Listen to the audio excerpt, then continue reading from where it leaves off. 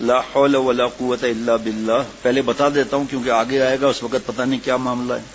پہلے سے بتا دیتا ہوں یہ جنت کے خزانوں میں سے ایک خزانہ ہے.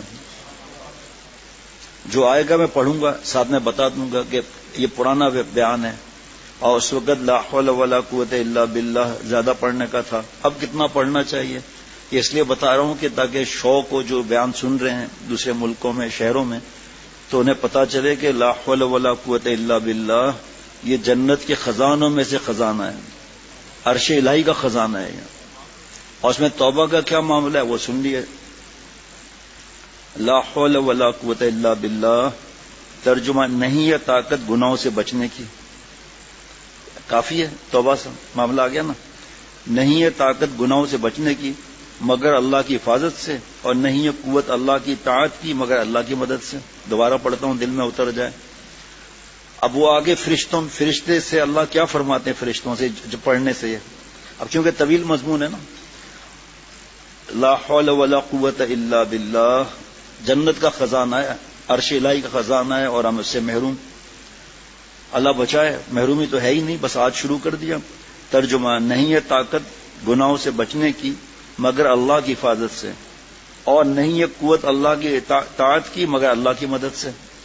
اب اس میں ہماری کمزوری کا اظہار ہے یا نہیں کہ نہ ہم نیکی کر سکتے ہیں نہ گناہوں سے بچ سکتے ہیں. اللہ کی طاقت ہے گناہوں سے بچانے کی.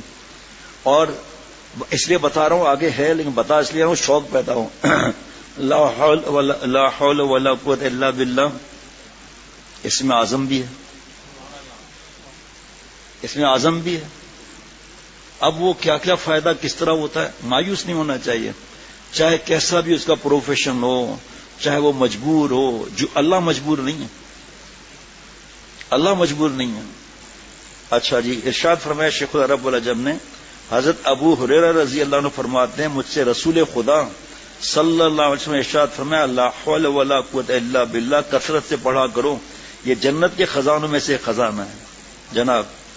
اور حضرت مقحول رحمۃ اللہ علیہ جو جلیل القدر تابعی ہیں سوڈان کے رہنے والے تھے اور شام میں مفتی تھے جناب روایت کرتے ہیں کہ جس نے پڑھا لا حول ولا قوت الا باللہ لا منجا من اللہ الا الیہ مشکات شریف کی شرح مرکات اللہ تعالیٰ اسے 70 تکلیفیں دور کر دیں گے. بائیں کتنی تکلیفیں آپ کو چاچا 70 ہیں کیا یار خزانے ہی خزانے ہیں.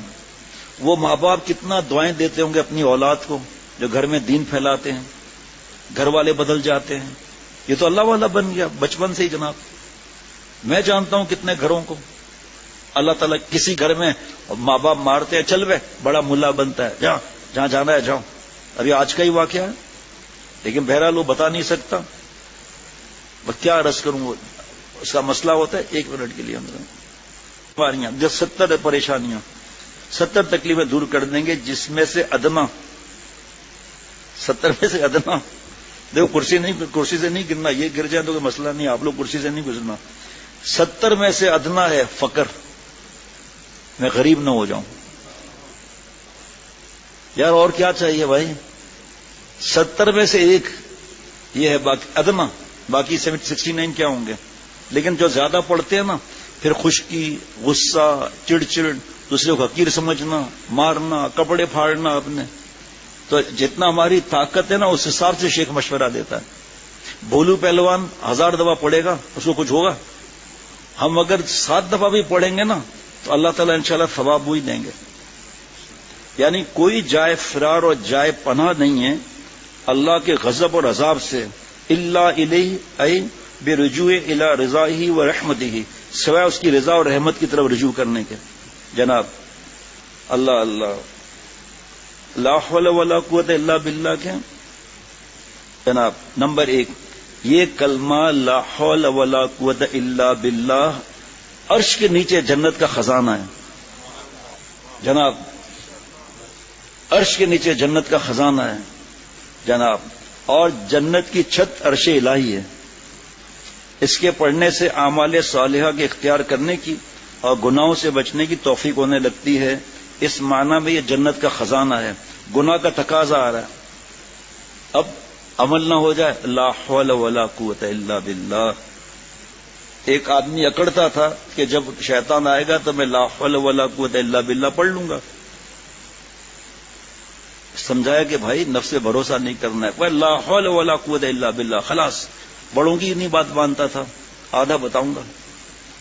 تو جب جا رہا تھا نہر کے کنارے، مغرب کا وقت ہو رہا تھا، ایک لڑکی بال کھلے ہوئے رو رہی ہے۔ کہا آپا خیریت، آپ رو رہی ہیں؟ کہ تو مت رو، خیر کیا ہوا، کیا آپ بتانا۔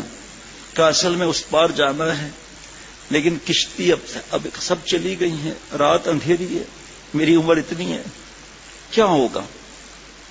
تو میں پہنچا دیتا ہوں آپ کو، ضروری نہیں کہ آگے کی بات بتائی جائے، بعد میں بتا دیں گے۔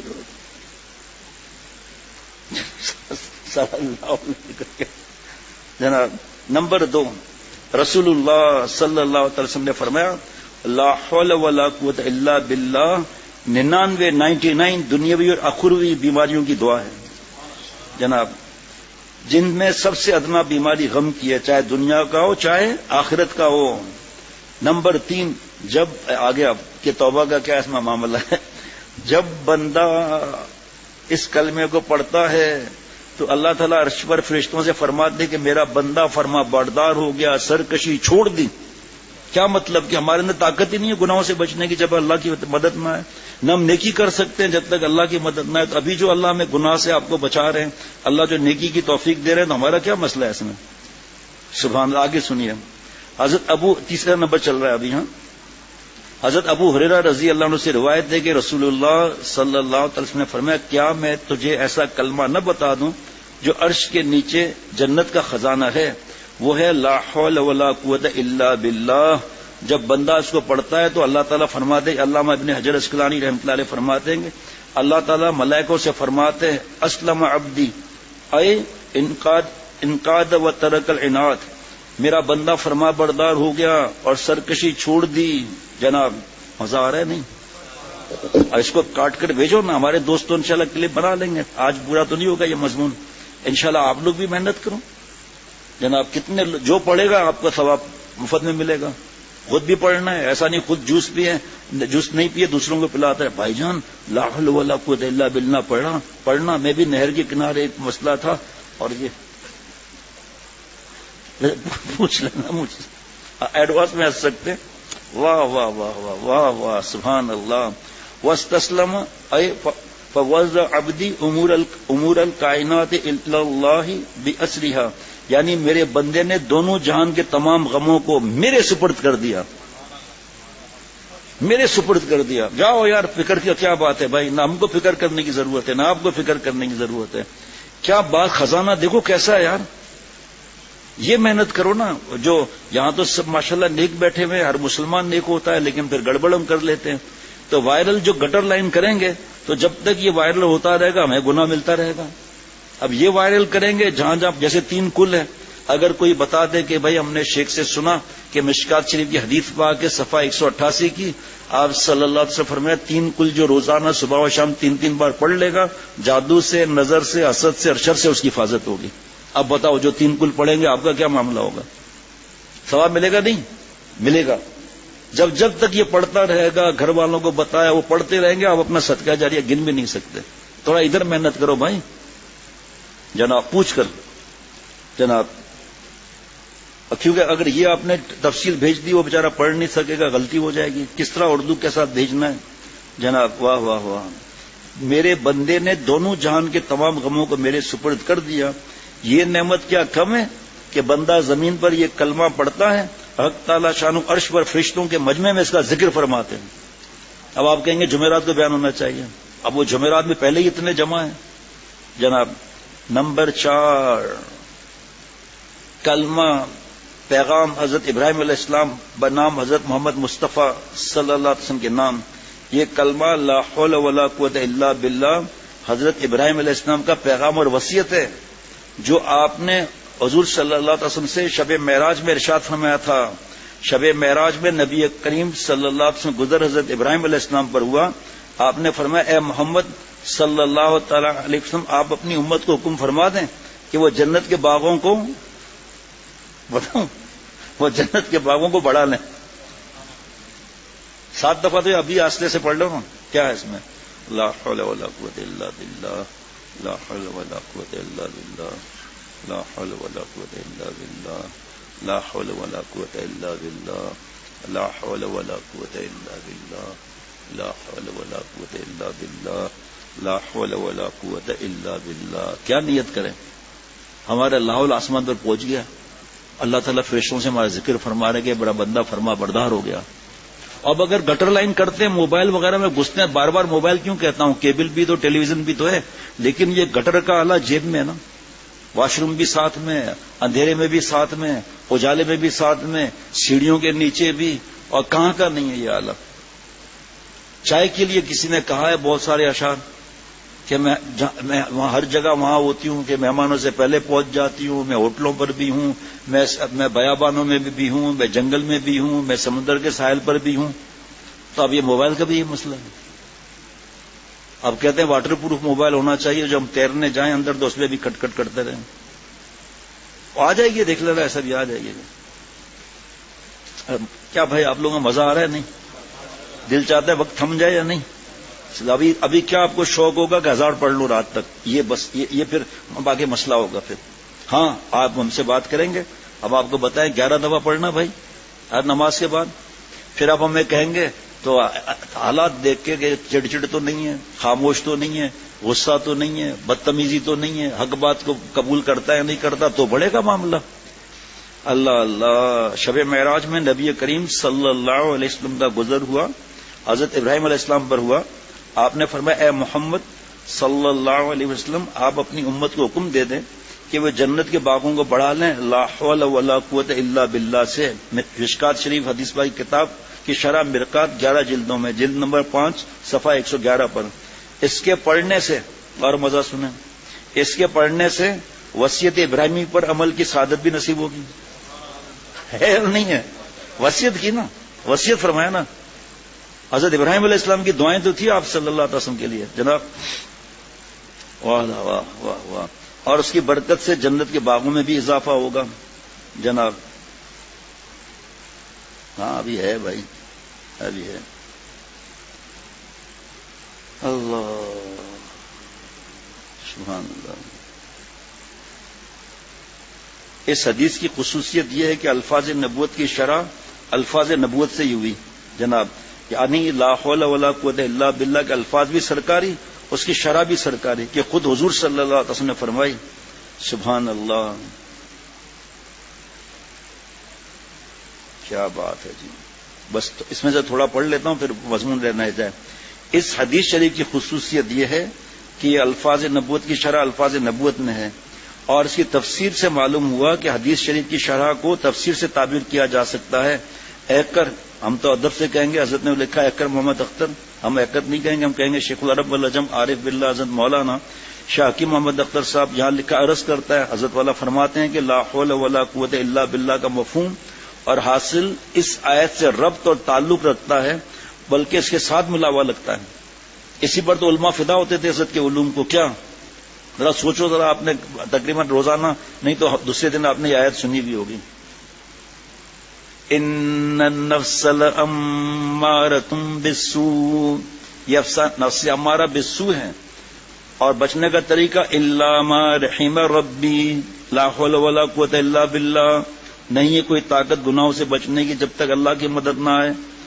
الا ما رحم ربی مدد آ گیا، الا ما رحم ربی. علامہ آلوسی رحمۃ اللہ علیہ فرماتے ہیں کہ یہ ما الا ما یہ ظرفیہ زمانیہ مصدریہ ہے، اور اس کی تفسیر اس طرح فرمائی کہ نفس کثیر الامر بالسوء ہے، یعنی کہ آپ صلی اللہ علیہ وسلم کے وقت سے لے کر قیامت تک جتنے گناہ آئیں گے اس میں شامل، سب کی لسٹ اس میں شامل ہے. جو یہ نہیں کہ اس وقت موبائل نہیں تھا، قرآن پاک کا معلوم نہیں نا، اس لیے سمجھ میں نہیں آتی بات ہے. یہ چلو قرآن اس وقت نہیں تھا موجود تو اس میں گناہ ہے یا نہیں ہے اس کا بھی نہیں معلوم. قرآن پاک میں معلوم کرے گا آدمی یہ اس کے اندر گناہ کتنے ہیں، قرآن پاک کا کیا معاملہ ہے، احادیث مبارکہ کا سزا کا کیا معاملہ ہے جناب. الا ما رحم ربی اے فی وقت رحمت ربی، کہ نفس برائی سے اس وقت تک محفوظ رکھ سکتا ہے جب تک وہ سایہ رحمت حق اور سایہ حفاظت حق میں ہے. سبحان اللہ. دوسرا، اس دعا کو روزانہ مانگا کیجیے، اللہم ارحمنی بترک المعاصی ولا تشکنی بمعصیتک، اے اللہ مجھ پر وہ رحم فرمائیے، ترک معصیت کی توفیق عطا فرما کر، اور مجھے بدبخت نہ کیجیے، اور اپنی معصیت اور نافرمانی سے بدبخت نہ کیجیے۔ حدیث پاک کے الفاظ بتا رہے ہیں کہ ہر گناہ آدمی کو بدبختی کی طرف لے جاتا ہے، اور گناہ کا ترک خوش قسمتی کی طرف لے جاتا ہے۔ جناب معصیت سبب شقاوت ہے، بدبختی ہے، اس لیے بہت ڈرنا چاہیے، گناہ سے بھی بچنا چاہیے، اور ترک معصیت علامت رحمت حق، علامت سعادت ہے۔ جناب بے شک، سنیے ذرا حدیث پاک، بے شک اللہ تعالیٰ کی رحمت رات بھر اپنے ہاتھ پھیلائے رہتی ہے کہ دن کا خطا کار رات کو توبہ کر لے، اور دن بھر ہاتھ پھیلا رہتی ہے کہ رات کا خطا کار دن میں توبہ کر لے، اور یہ اس وقت تک ہے جب تک کہ سورج مغرب سے نہ طلوع ہو جائے، مغرب سے طلوع نہ ہو جائے۔ کیا کسی کے ذہن میں تو یہاں تو نہیں آئے گا، جو بیان سننے والے ہیں کسی کے ذہن میں آئے گا کہ اللہ تعالیٰ کے ہاتھ تو ہوتے ہی نہیں ہیں، تو پھر اللہ کی رحمت ہاتھ پھیلائے گا، یہ مطلب ہے۔ سوچو تو صحیح کتنی بڑی بات ہے کہ میرا بندہ میری آغوش رحمت میں آ جائے توبہ کر کے۔ اللہ ہم سب کو اپنا خاص تعلق نصیب فرمائے۔ میں تو سوچ بھی نہیں رہا تھا کہ یہ پورا ہو جائے گا، الحمدللہ پورا ہو گیا مضمون۔ اب تھوڑی سی دیر ہے، تو یہ جو میں نے آپ سے عرض کیا تھا نا کہ اہم نصیحتیں اور وہ دو کہ دعا اور استغفار، معافی، یہ دو چیزیں اللہ تعالیٰ کی سب پریشانی ہٹانے والی، اسی سے غفلت ہے۔ پہلے دیکھ لوں، یہ تو ہو چکا تھا، یہ سب میں نے حضرت کی باتیں نوٹ کی ہوئی ہیں مختصر۔ رب اعنی علی ذکرک و شکرک و حسن عبادتک، اے میرے رب اپنا ذکر و شکر اور اپنی اچھی عبادت کرنے کے لیے میری مدد فرمائیے۔ ایک جگہ یہ بھی دعا ہے مناجات مقبول میں، اے اللہ جب دنیا داروں کی آنکھیں اب دنیا کی نعمت سے ٹھنڈی کریں، اس وقت اپنی عبادت سے میری آنکھیں ٹھنڈی فرما دیجیے۔ مزہ آ رہا ہے؟ کیا عرض کریں بھائی، اللہ اللہ۔